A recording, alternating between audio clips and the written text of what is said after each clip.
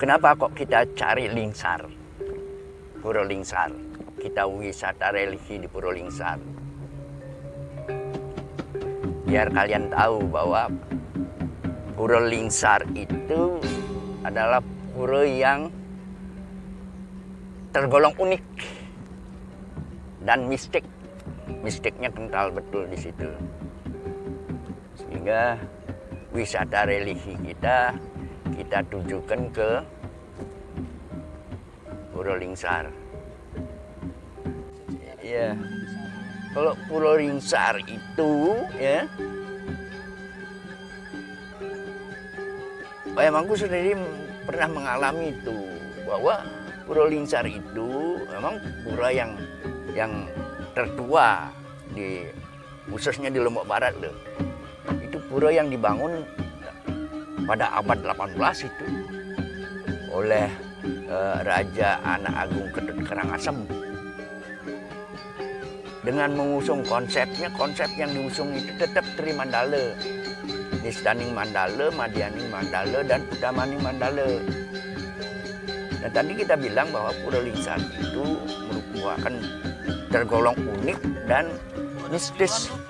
Itu pura itu tergolong unik dan mistis.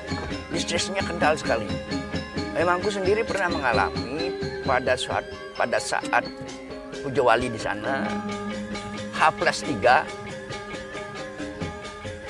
kita tangkil ke sana ke pura dengan keluarga semua, termasuk 3 anak itu ikut semua. Anak yang 3 itu dia sama-sama pakai cincin. Ya, anak yang paling besar pakai cincin yang matanya putih. Kemudian anak yang ketiga, karena anak kedua meninggal, yang ketiga pakai cincin warna merah matanya. Dan yang terakhir nomor 4 pakai cincin yang matanya berwarna hitam.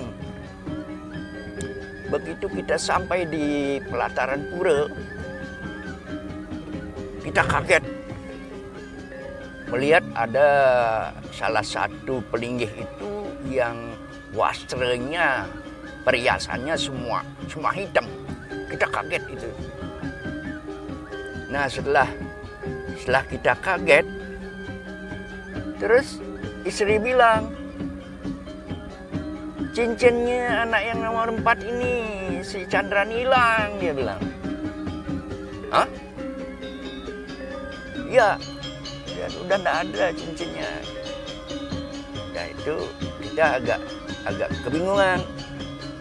Nah, pas bingung itu, ya, seperti ada pemberitahuan, sembahyang aja dulu, ntar cincin itu ketemu dia. Ini lucu-lucu, itu makanya mistisnya di situ. Kok seperti ada semacam penikel lah gitu. Kalian sembahyang aja dulu, ntar cincinnya juga kembali dia. Udah, kita ikuti saja apa penikelnya itu. Kita langsung sembahyang, kemudian sampai terakhir menungsur tirta, dan kemudian kita langsung mau pamit.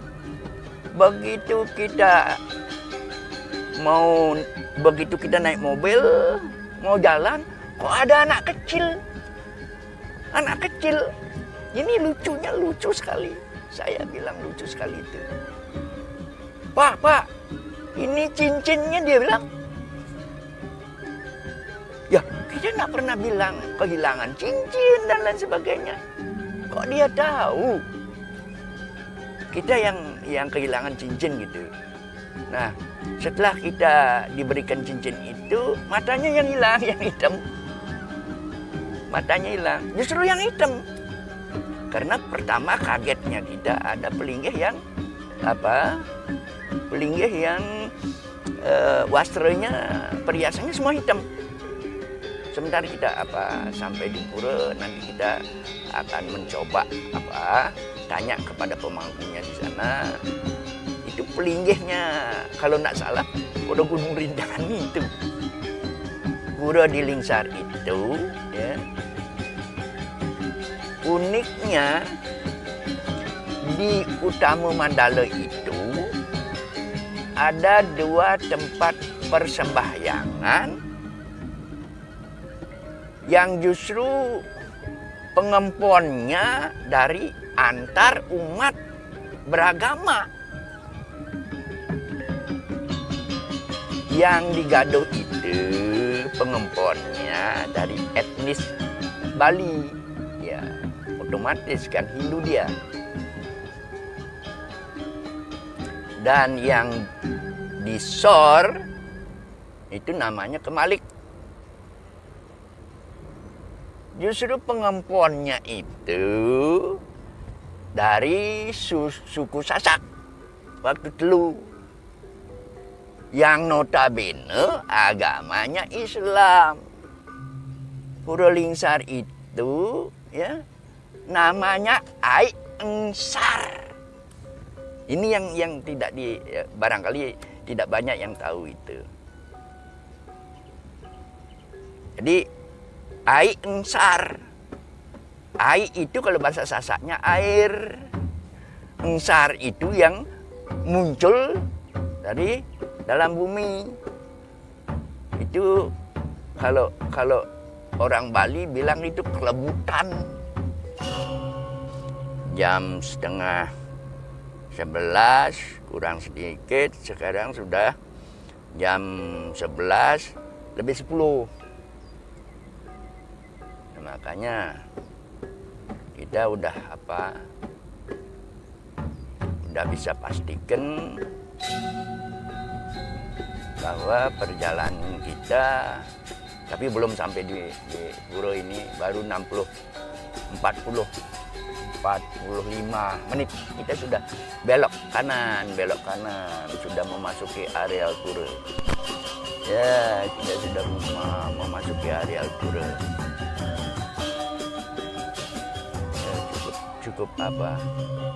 Cukup asri. Begitu kita memasuki areal pura, ini listriknya udah mulai kental ini. Sudah berada di jabo luarnya Pura Lingsar. Pura Lingsar ini jabo luarnya. Dan kemudian, ayo, come on, kita masuk ke jabo tengah. Madianing Mandala. Ini Madianing Mandala.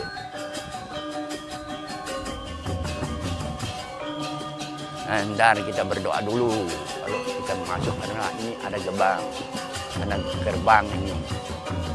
Wah, ming aja kalau masak. Iya, namus lah. Ya, karena di dalam pintu ini ada sedahannya ini ada 5 di sini yang menjaga agar siapa yang memasuki pura ini mendapatkan suatu keselamatan. Jadi ada 5 sedahan di sini. Makanya tadi mantramnya Om Pancakala Masakti, ya nama. Itu artinya bahwa satu di sini sedahannya namanya Mahakala, kemudian yang kedua Adikala, yang ketiga Sunyakala, dan kemudian yang 4 kala, dan yang di atas, di aling-aling atas sana itu disebut Dora Kala. Itu makanya disarankan kalau kalian mau masuk ke pura, ya, melewati gerbang, begitu juga masuk ke rumah orang. Itu harus tahu itu, paham itu, ya, harus kalian paham saja. Oke, mudah-mudahan ada yang nanti di sini, ada yang ngomong pura. Lihat gerbang pura ini. Makanya ini sudah gerbangnya sudah. Wah, gerbang pura ini. Jadi kalau kita prediksikan ini udah lebih daripada ratusan tahun. Tuh. Jadi ntar jangan masuk dulu. Kalau masuk ke sini, ya, kalau masuk ke pura, itu harus minta izin dulu. Kalian nggak boleh sembarangan masuk ini. Ya. Ya. Caranya begini, tangan kalian memusti ya, kalau masuk itu tangan kalian memusti. Terus mantramnya Om Ing Pancakala Sakti ya nama. Itu. Kalau kalian masuk, otomatis sedan ini sudah memahami, kalian akan tangkil dan kemudian justru nanti beliau akan melindungi. Dengan catatan hati kalian harus bersih. Kalau hati kalian nggak bersih, ya percuma. Oh ini seriratnya. Ya seriratnya. Oke, kalian mengetis dulu. Ya, payah mangku dulu ya. Ya, oke.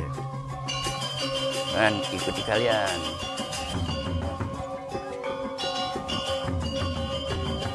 Om Swastiastu. Nawagang.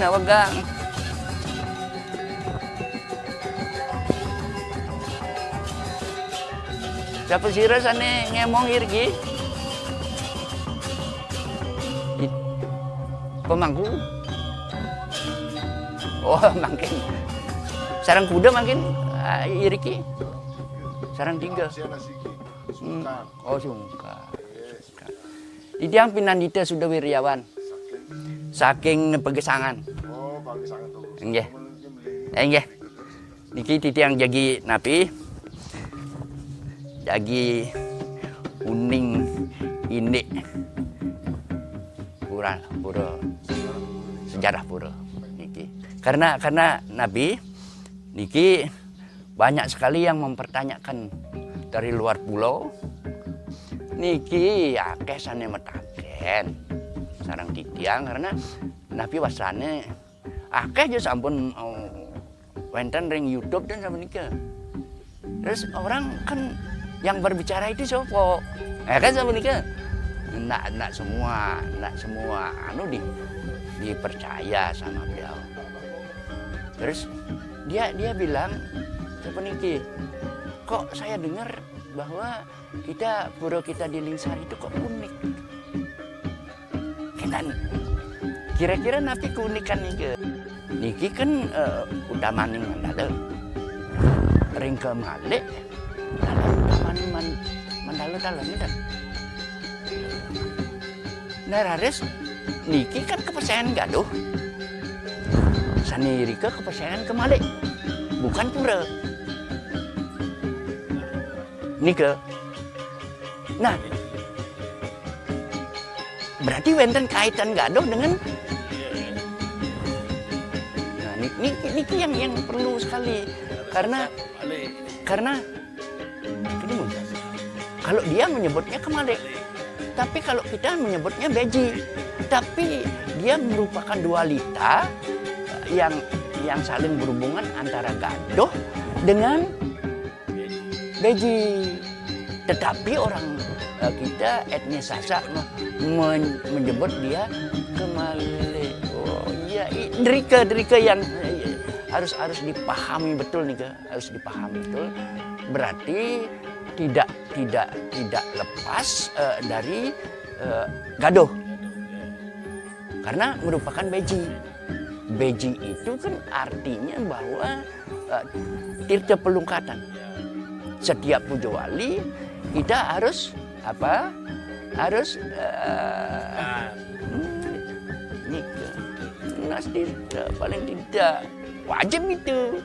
Karena kalau tidak begitu, bagaimana aja pelinga ide bisa suci kan sama nika. Nah nika jeremangku dong sampun wipan bisa nika dan sama nika. Cuman titiang kepingin kok teman-teman di luar daerah itu mengatakan bahwa antara Kemalek dengan Gadoh ini pisah. Berarti justru nika makin titiang kepingin sadang jeremangku untuk mengembalikan pemahaman yang salah beliau itu, yang menanyakan kepada kita bahwa antara Gadoh dengan Pura Gadoh dengan Kemalek disebut oleh orang Sasak itu, tapi suku Sasak ini bagi kita menyebutnya dia Beji. Berarti dia merupakan dualita, artinya dua identitas yang saling berkaitan. Dan sama dia. Nah, mungkin yang perlu yang pahami jeremangku. Ring tapi tujuh hal ini kita. Sasi keenem berarti purnama sasi keenem. Berarti Yaning sapunika mempergunakan purnamasa. Artosipun ngangge tanyok purnama taler sasih. Berarti Yaning sapunika tiap setahun sekali. Harus jeleh. Dan sapunika aja namanya. Yaning ngangge dewasa purnamasa berarti setiap setahun sekali puja wali harus nadi. Dan sapunika. Yaning sapunika titiang matur semua. Langsung titiang jadi pamit nih. Swastiastu. Jeremangku jadi pamit nih.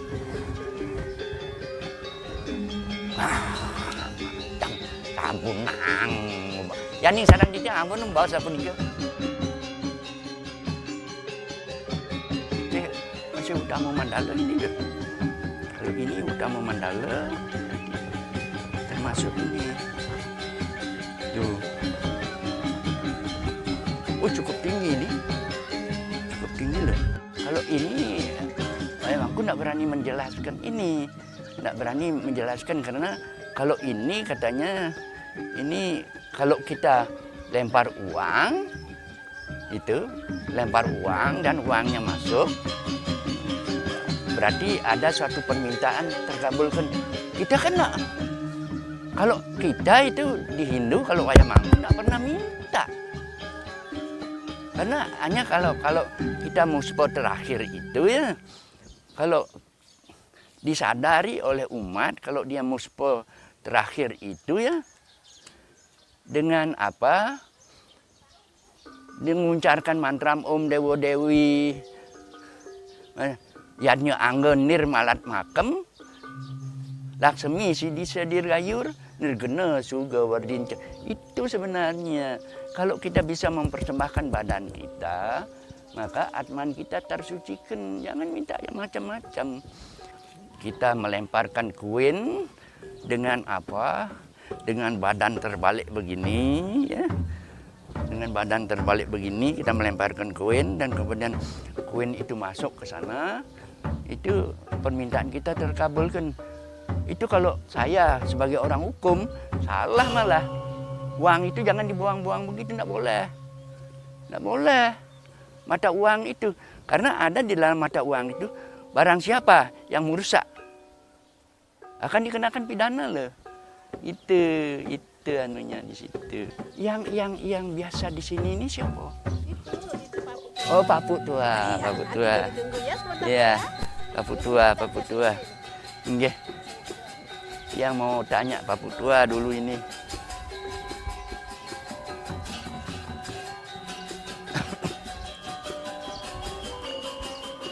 Ini kebetulan beliau ada Papu yang biasa di Kemalek. Ini areal di Kemalek. Ya, ini arealnya Kemalek ini. Nah, seperti tadi itu beda dia.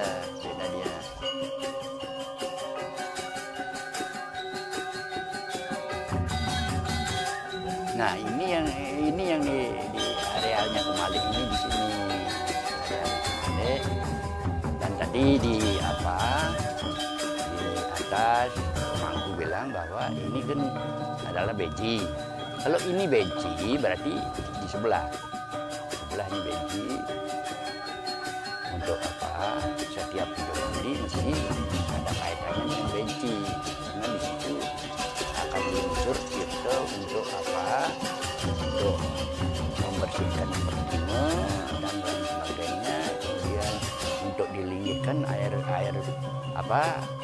yang dilungsur di beji itu, tirta yang dilungsur di beji itu akan dilinggikan di tempat upacara. Ada tempatnya pelinggih-pelinggih itu diambilkan dari tirta di beji dan kemudian diletakkan di setiap pelinggih-pelinggih itu. Termasuk apa yang dibersihkan itu pertama dan kemudian dakina tapakan itu yang dibersihkan.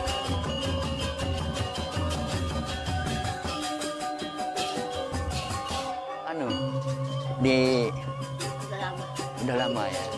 Oh, terus Papu maaf, memang dari sini. Iya. Jadi kalau ini namanya apa, Papu? Kemalik.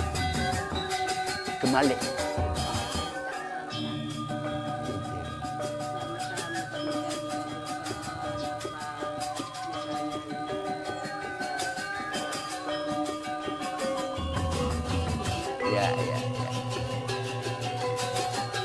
Bisa menjadi pejabat gitu. Ya. Jadi banyak yang datang.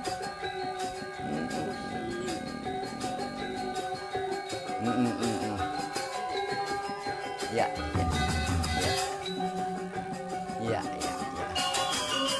Kalau itu hanya kelihatannya aja berbeda, sebenarnya kita sama, Bu. Kita sama. Kan yang menciptakan cuma satu kan di atas. Cuman kita karena tidak pernah melihat beliau, kita kadang-kadang salah di situ. Ini Papu ini cerdas betul itu. Jadi Papu tidak boleh membeda-bedakan, oh si ini boleh datang ke sini, si ini tidak boleh. Kan gitu ya, harus semua diterima. Papu memang udah pahami betul itu. Nah, apapun kita sampaikan, beliau mesti terima dengan hati yang tulus. Gitu. Jadi kalau perang topat itu dia gabung itu, Papu.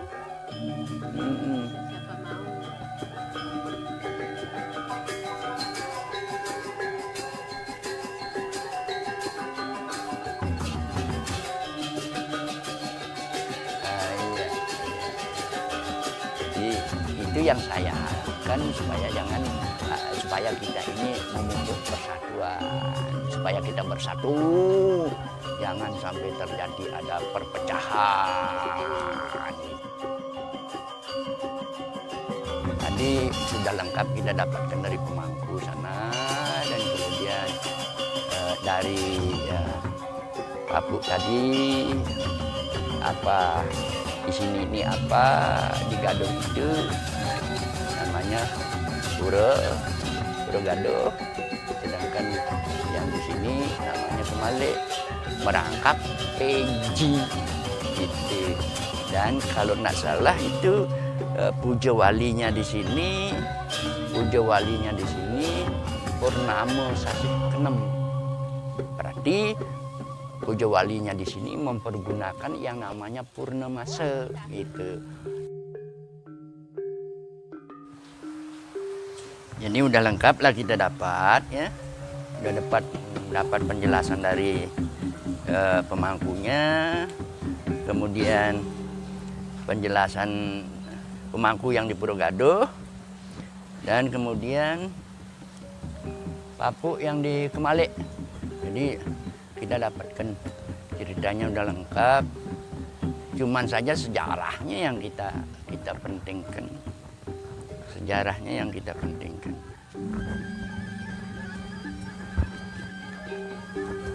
Sejarahnya yang kita dapatkan.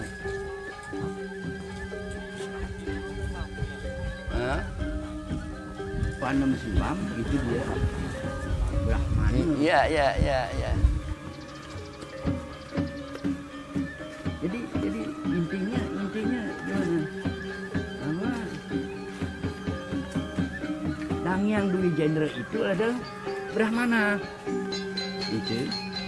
Sedangkan aku punya silsilah bahwa Dangyang Dwi Jendra itu adalah dari empu. Itu loh. Dari empu. Jadi beliaulah yang Dangyang Dwi Jendra ini menurunkan Wakda Pandey. Beliau pemangku yang di Gaduh itu kan tadi pandai dia. Itu loh. Makanya yang keluarkan silsilah itu. Karena yang punya silsilahnya dari Dangyang Genijaya itu. Itu masalahnya.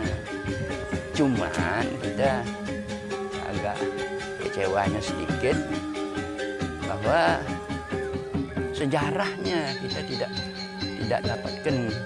Karena ini pura kalau kita melihat kan di Bentari ini saja, ini kan di Bentari ini kalau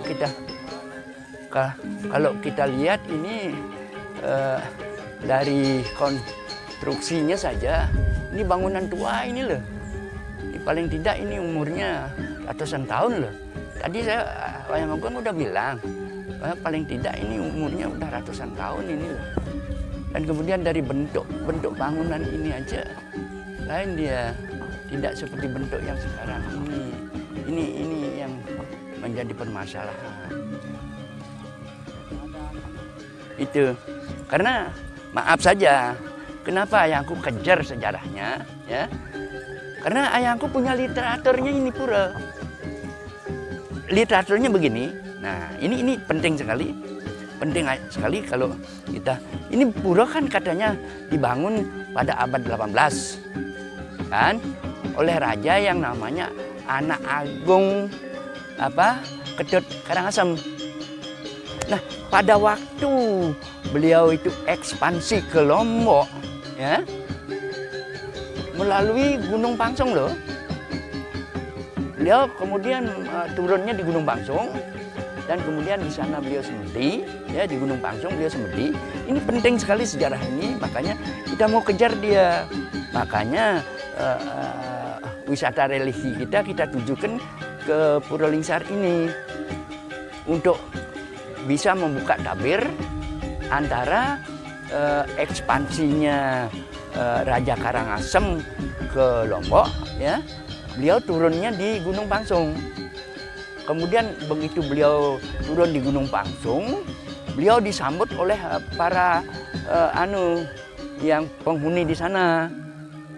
Ada yang menghuni di sana di Pura Gunung Pangsong dengan sesuwunan di sana. Justru beliau setelah semedi, beliau diarahkan ke pura ini.